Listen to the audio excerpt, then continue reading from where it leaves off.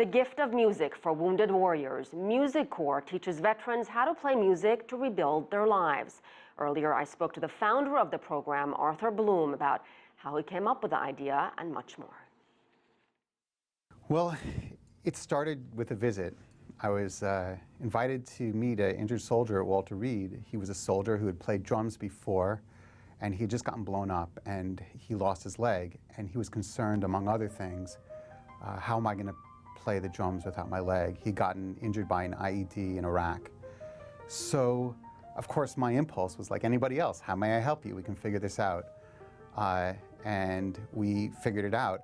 But stepping back, what if we made a program for any of these returning young men and women who were so injured, having to be at Walter Reed for maybe 2 or 3 years, just learning how much downtime there was. What if we made a program for any of them? And that's what started the program. What was the immediate reaction when you first came up with this idea and you shared it with others? What kind of reaction did you get? Well, the thing is, we started it with that first soldier in a Fisher House at old Walter Reed Army Medical Center, and we were concerned, what if he was the only person that's going to want to do this?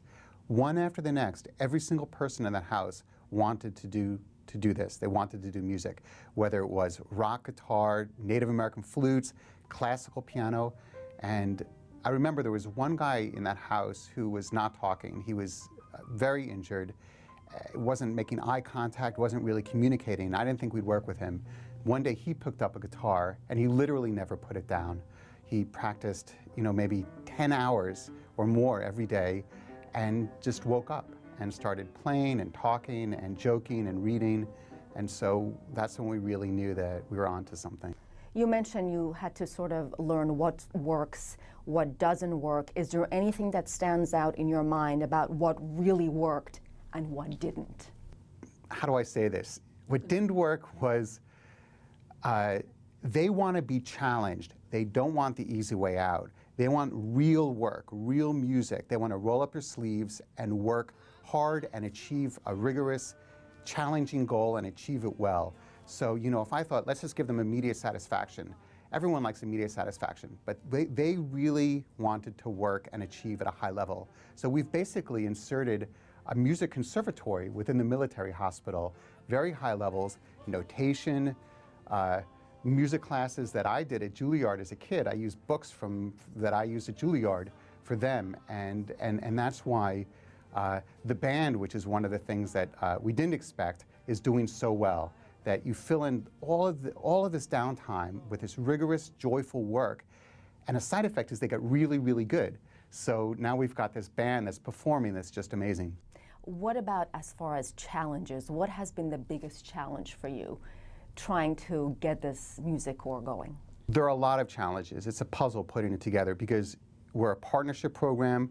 We're musicians working within what is a military hospital and a military base.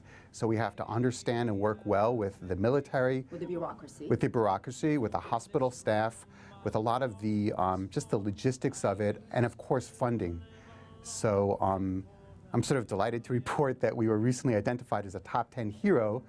And if we are voted #1, we receive $100,000. And so we're inviting people to go to our Facebook page, Musicorps. Doesn't cost anybody a penny, but if you vote every day until November 16th, we can win $100,000.